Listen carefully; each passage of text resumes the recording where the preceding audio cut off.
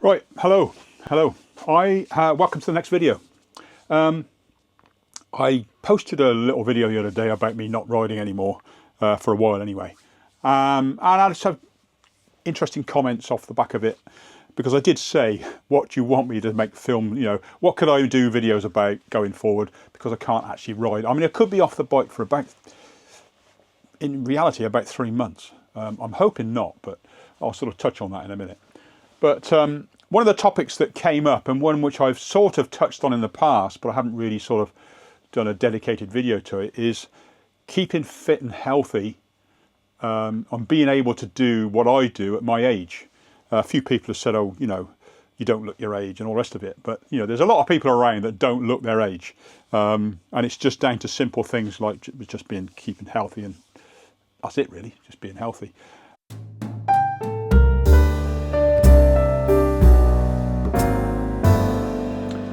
So what do I do to stay fit and healthy? The main one, well, there's two things: exercise, diet. For years I ate rubbish, and just like everybody else, and I've only recently really got into proper healthy eating, only recently in the last 12 months, because I've really had to look at, because of the steroids I've been taking due to getting polymyalgia. I got polymyalgia due to a bowel infection from a dirty water bottle whilst I was riding a bike. That's how I got that. I was prescribed prednisolone in the middle of COVID, where you couldn't see proper doctors. I got prescribed by a junior doctor, take this prednisolone. I was then left to my own defences, as I said before, and I've been taking them too long, and now I'm battling to get off them. So during this process, I've really evaluated my food, what I can do to help my body, because steroids affect your bones. So I look at bone health. I look at anything to do with avoiding cancer, because it can cause that as well. All kinds of things. That, as soon as you start introducing chemicals into your body that aren't natural, you're playing a real, you're dicing with lots of things, you're juggling stuff, and you're rolling the dice basically with your health. So I'm trying to get off these steroids. So what I've looked at is my diet, strictly looked at my diet, and we now only eat organic. We only eat what's turned out to be keto, which that means no carbs. So I've cut carbs out of my diet. I have a very, very odd treat. Like you might see me have a pint of beer, and that's usually at the end of a ride. And by then, that pint of beer goes in and out of me, and it's gone. The carbs don't sit and store in your system. I have things like,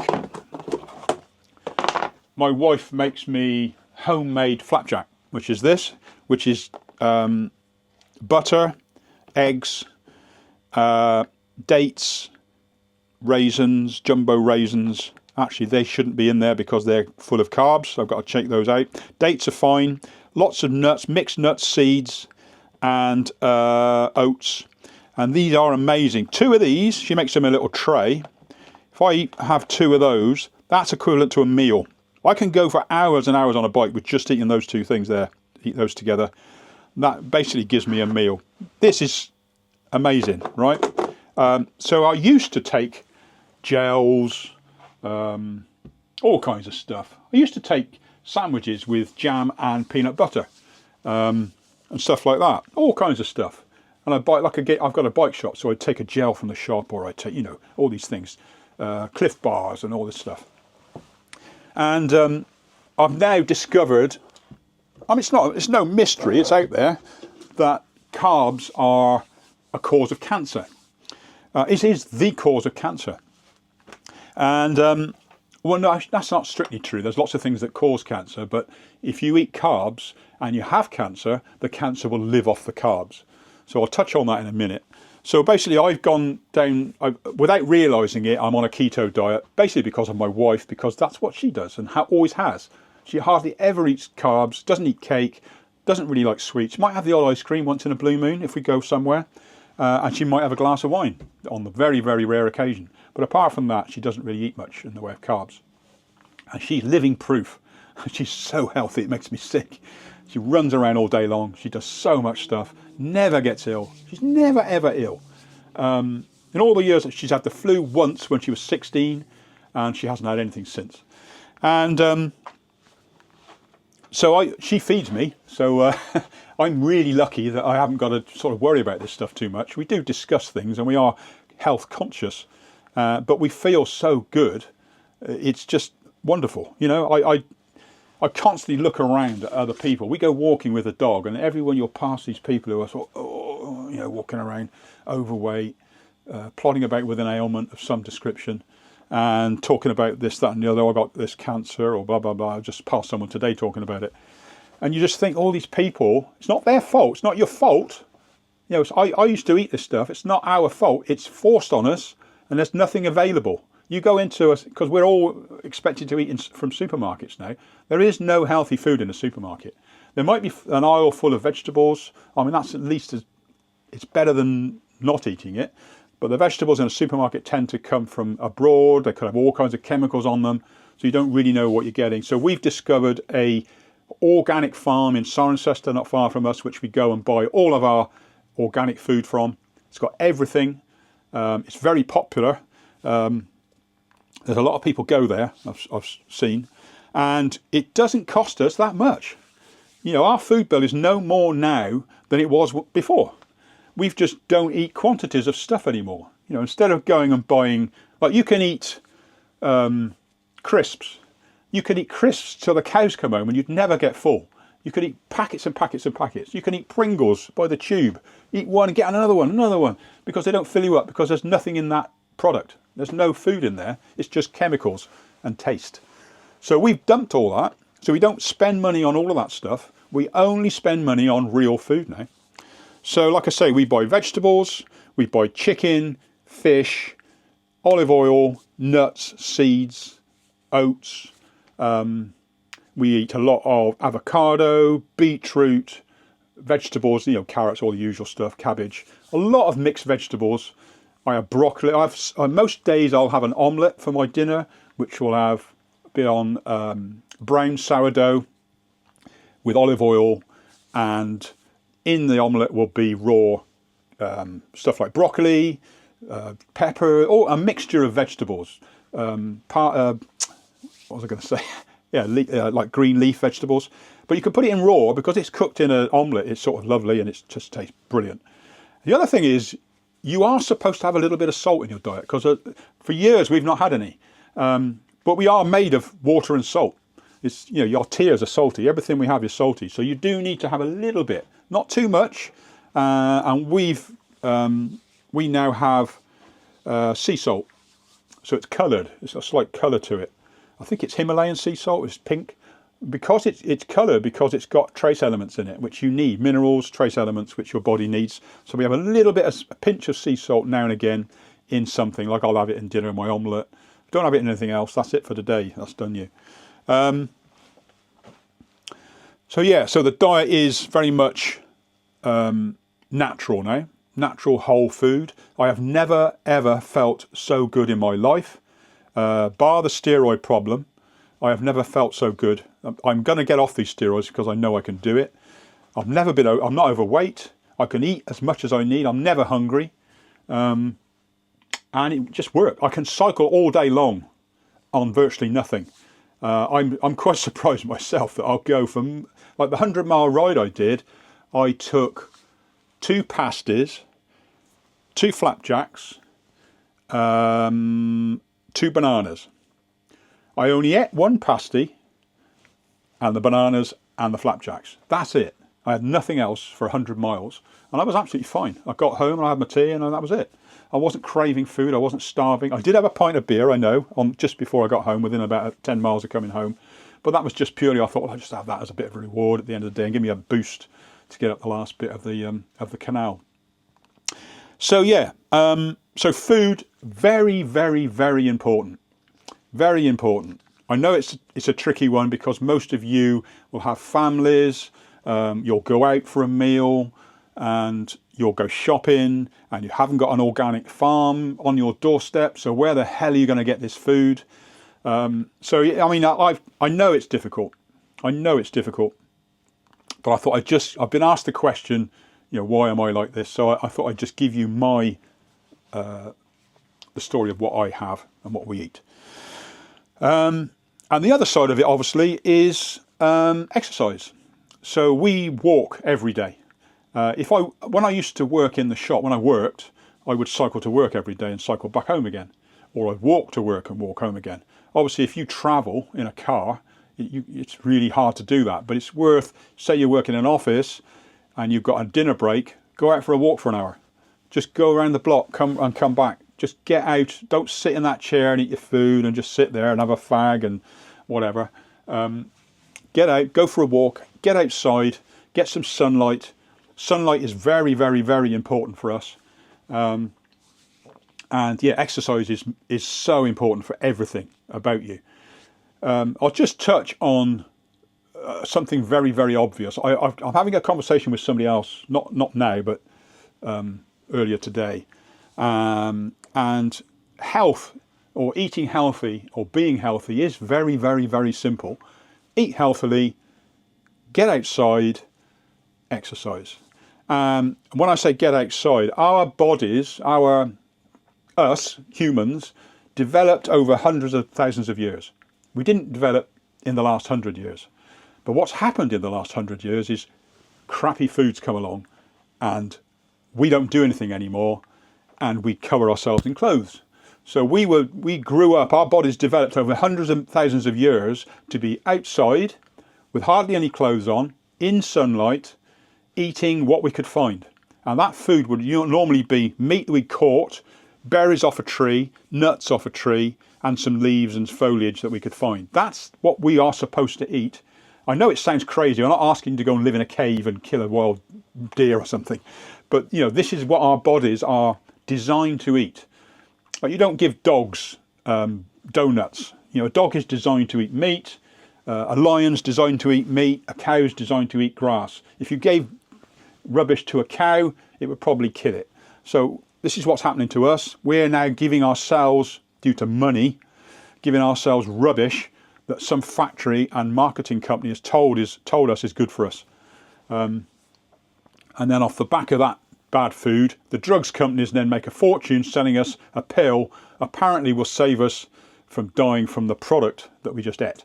It's a crazy system.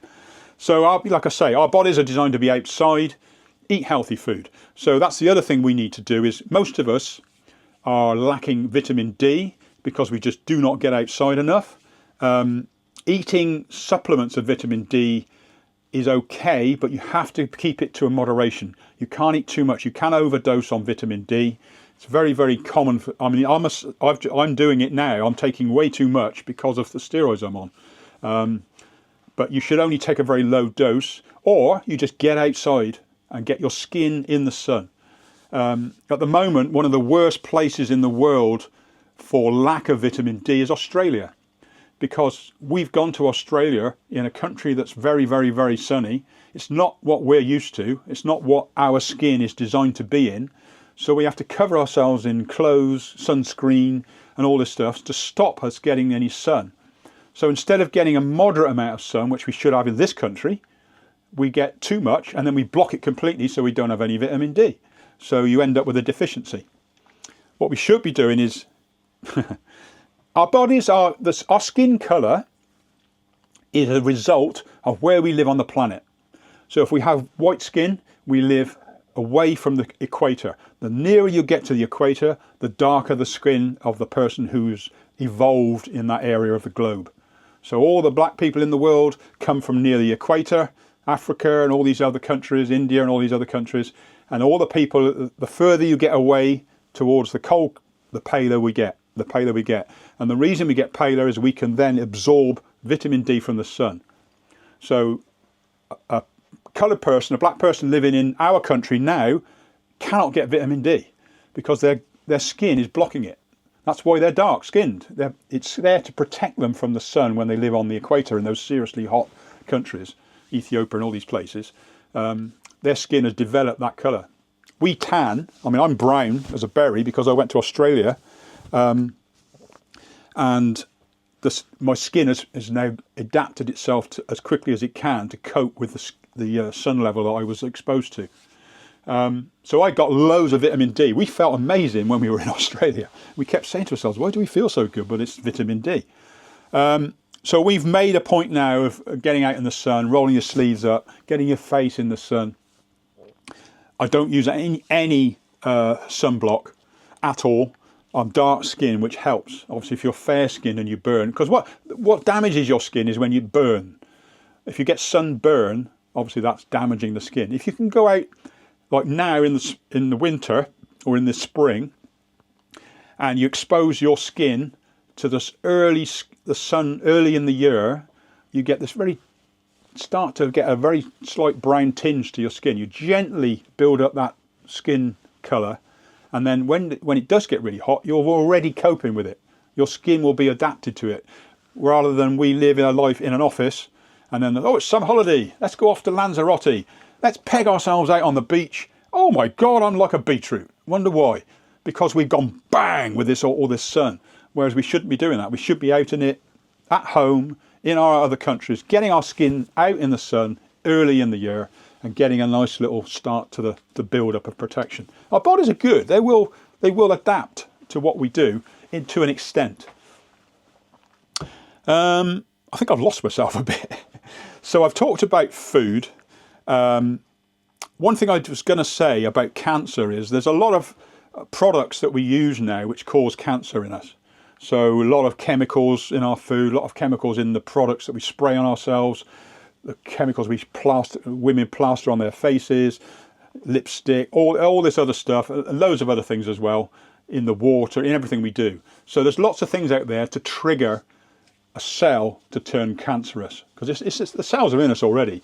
It's just what they'll turn cancerous, and that cancer cell it needs food, and the food is glucose and glutamine. Now, glucose is sugar, carbohydrate. So because we eat a lot of carbs, and when we do, we tend to get overweight. I mean, look at it, it's an epidemic of being overweight. America is horrendous. America's leading the fight against this now. That's where this is all coming from, all this about the keto diet and losing weight. It's coming from America, because I think it's 17 every minute die of cancer. It's just related to food. It's absolutely crazy figures. A cancer cell feeds off glucose and glutamine. So what you need to do if you have cancer is to cut out glucose, which is carbohydrate. So there's lots and lots and lots and lots of examples and lots of videos out there. It's all out there showing people who've been the cancer's gone because they've gone on a keto diet, and the cancer cell has shrunk and shrunk and shrunk and eventually gone, or it's shrunk small enough to be operated on. I saw a video the other day of a chap who was diagnosed with terminal cancer, brain cancer, the worst you can get. Very, very, very serious, inoperable, couldn't touch it. He went on a keto diet. He was advised by the professor to go on a keto diet. The cancer started to shrink, and it got to such a stage, so small, that then they could operate on it, and they took it out. But what they didn't do is they didn't get all of it. It's very difficult because your brain is so complex. There was a tiny part left which started to grow again, because what the chap did, he thought, oh, I've got rid of the cancer, I'll start eating carbs again. And the cancer started to grow again. So he stopped, went back on the keto, it then started to shrink, had an upper operation to take that out. And unfortunately, the operation, during the operation, something triggered a brain hemorrhage, or he had a brain hemorrhage about a week or so later and died. So it wasn't the cancer that killed him, it was actually a brain hemorrhage from an operation. But I'm just saying, that diet shrunk his cancer to such a stage where they could remove it. And there's loads of other examples of people on there coming forward saying, I did this, my cancer went. So if we live this healthy diet, natural diet that we should be on, we don't get cancer. Simple as that. People who live in the jungle in the Amazon who've never seen never seen a burger or a donut, don't get cancer. It doesn't exist. They get other things, bad teeth or something like that might get them, or some sort of bug. But cancer, no, none. Same with animals, dogs. Our dogs now, the Western dogs that we have, get cancer because we feed them rubbish. We feed them artificial food, treats, so-and-so food from so-and-so. They don't eat what they should eat, which is meat, just raw meat. That's what they should eat. And then they wouldn't get cancer either. So all of if you take Western diets away, Western food away, you don't get cancer. I know it's a bit simplified. It might sound a bit outrageous, but it's true. You can look it up. I'll put a few links in the description of the videos that I'm talking about from very, very well-known people. And in case you're wondering, well, you're probably thinking to yourself, well, hang on a minute. Why are we being exposed to all this food if it's no good to us? Well, money. The people that make this food and the people that sell the drugs, there are millions and billions and billions of pounds involved here. Massive companies that are not going to go, oh no, we're not going to sell you that anymore, it's bad for you. Of course they're, the epidemic of Western food is really in the last 40 years, since the 80s. It's really exploded. Now it's the worst it's ever been. But I think it's about to change. I think people are more wise to it. Young people are more wise to what they eat. They don't drink as much. Sugary food, like drinks in cans, any canned drink. A drink is water, or something like you put a tea bag in some water and cook it, or coffee, something like that. That's real food, fruit juice, some sort of fruit juice, but make it weak, water it down, don't have it full strength. All these things are fine. But the rest of it is just designed to get us. Depressing, isn't it? Well, speaking from someone who's doing it, no, it's not depressing at all. I feel bloody ace. My brain works better. I can do stuff, and I will cope with this, getting off these drugs. Yeah, so that's it really. And then the exercise thing, like I say, I didn't really talk about that, did I? Don't overdo it. So if you're someone who sits around a lot, you need to walk. Don't go running. Don't join a couch to 5k running. Do a couch to 5k walking. Just walk. Walking is the best. The way to lose weight is to eat healthily, go on a keto diet, you'll lose weight. A friend of mine lost 20 stone doing a keto diet. He was enormous, and he went down to, he looked so healthy, it was unbelievable, just on a keto diet. Did it, that's it, that's all that did it. No carbs, healthy as anything, lost a lot, naturally. No surgery, no nothing, no fancy diets, he just did it himself, decided to do it, and that was that. It works. But yeah, walking is the king of exercises. It's the most natural thing to do. It's the best. You can go out with someone, have a chat, take a dog for a walk. Taking a dog for a walk is brilliant. Don't take any food with you. Take some water in a bottle or something. But that's all you need. You don't need food. Stop for a coffee. Don't eat the cake. Just have the coffee. Very hard because I'm a cake addict. I'm a donut addict. It's really, it's like a drug to me. So I'm learning. I've learned to say no. I gave up smoking like that. Once I get it in my mind that something's bad for me, I won't touch it. So it's a little bit easier in that case. Some people are not that way inclined, so it is hard. I know, very, very hard to not, to turn away temptation. Christmas is terrible because there'll be so much crap around for you to just walk by. Oh, look at that. Oh, look at that. And your nip just graze as you're going around. Thankfully, it's just one day of the year, hopefully. But yeah, like I say, walking, brilliant. If you're a cyclist and you're already a cyclist and you're struggling to do distance, like you might go out and ride around your local area, do 5 or 10 miles, come back, that's it, I'm done.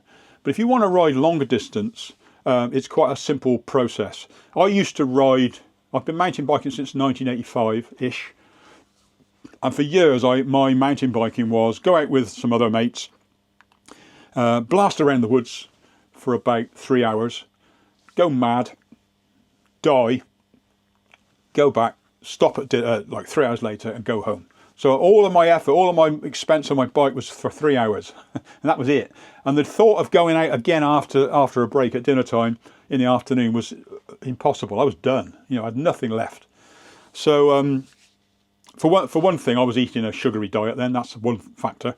But what I've learned since, and I did touch on in my last video, a very good friend of mine who's unfortunately not with us anymore, Lee Fancourt, introduced us, I'll say us, there's all the local people around who used to ride with us from the shop, introduced us to the MAF method, MAF method. Now it's in the Great Book of Endurance, and the MAF method is basically a low heart rate. And what you should do is get yourself one of these, which is a heart rate belt, heart rate monitor that goes around your chest. So you put it on and it'll link to your phone. If you've got something like Strava or some sort of training app that you use, or if you haven't got it, get Strava on your phone.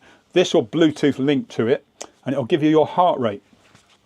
This is the accurate way. And you can do it on a watch, but they don't tend to be very accurate. I've learnt that. Mine was way out, absolutely way out, because your watch isn't stuck to you. It'll bounce around, you know, depending on the shape of your arm. You have to have it really, really tight for it to work properly, but then it restricts your blood flow and your hands go to sleep. So this is the best way, without a doubt.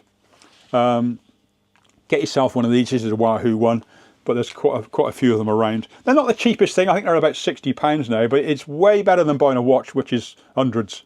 I don't wear a watch at all. I use my phone for time and then that's it.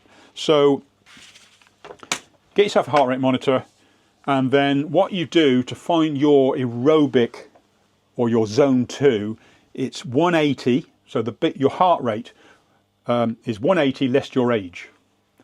So 180 less your age. So if you're 25, it's 25 off 180 is your zone 2 threshold that you need to be riding at, and don't go over it. So you need to stay around that. So you can see on your heart rate monitor, on your phone or your watch, you'll roughly see what your heart rate is.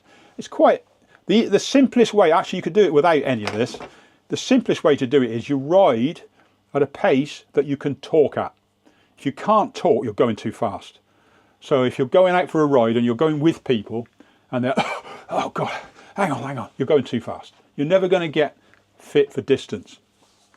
Because the MAF method, endurance zone 2 training, basically means that you can ride say you ride a mile, you might, from here to I don't know, from here to a certain part, on a distance away, like a shot, excuse me, from here to work, you ride that distance and you ride it at your threshold, time the distance, keep doing it, and you'll find you'll go faster at the same heart rate.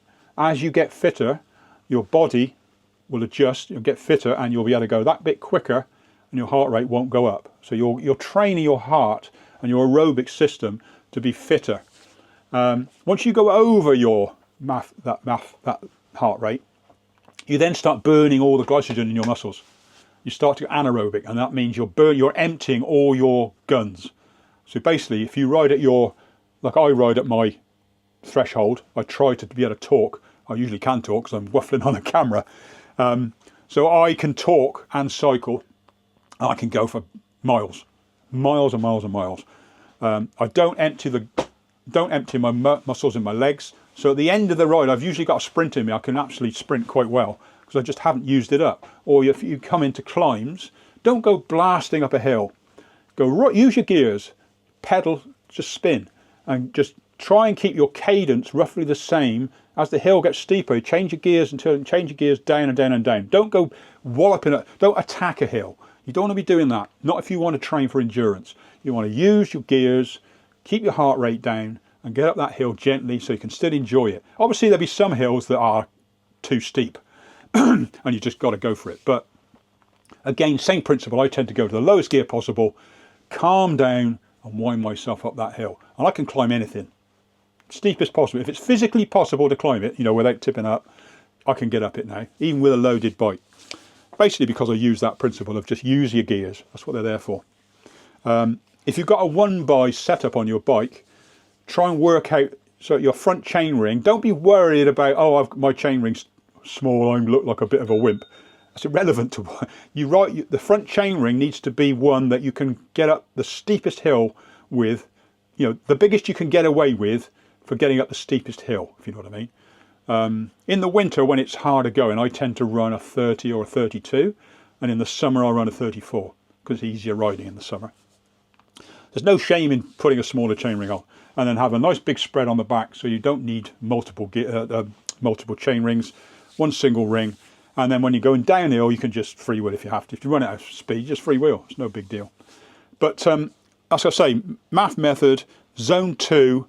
If you look at people like Tour de France riders, 70% of their training will be in zone 2, endurance. They'll be out chatting in mates, just riding gently along, having a chat, and they're banging big miles. You won't see them, but what they will do in between that, the other 25% or the other 30% of training will be intervals, sprints, blast up hills hard as you can, sprint stop, you know, that sort of stuff. But that's only 30% of their training. It's a smaller point. The main part is build this base fitness of low zone 2 training. Well-known fact now. So just to briefly touch on it all, because I've gone on way too long. Whole food, exercise. There you go. That's it. Keto, whole food, exercise, gentle exercise. Do not go mad.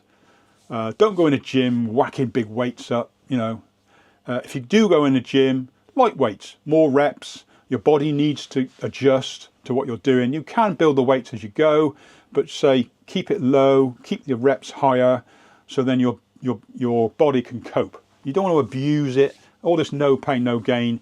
I used to do that. It doesn't work. For years I did race mountain bikes and I did race downhill and I did a lot of stuff, but I'm pretty sure now, looking back, if I'd have done this sort of training, like coaches will train you differently to how you think. Coach will get that base fitness. And I didn't really have an awful lot of base fitness. I could go pretty hard for 2 hours and that was it. I'm done. If you go too fast, I used to just blow up. I've learnt now, just steady. And I eat a fatty diet. And the other thing is when you have a keto diet, your body will use the fat in you. So as you're cycling along at this steady pace, your body's burning the fat in your system because you have fat all over you. And it will burn that, it will turn that fat into energy. Instead of having glucose, it'll use fat, turn it into the energy that you need. And it's just healthy. I come back after that 100-mile ride I did, I came back and I could physically tell I had less fat on me. You could physically feel it. So I think that'll do. I think that'll do for this one. I say it's been a bit of a long video. I'm going to edit this video probably down quite a bit because it's probably way too long. And I will put some bullet points in the description below so you know what I've been basically waffling on about for the last, I don't know how long. Right, that's it for now. I hope that's of help. So a lot of people did ask me what I do to keep young and fit. And that's it really. And I've got another video coming. I've got a bit of a project behind me that I'm going to be working on. Quite excited. I can't go and ride it, but I can build it and show you where it's got to. But all the rest of it. Anyway. That's the next one. Nice to see you. I'll catch you in the next one. Take it easy.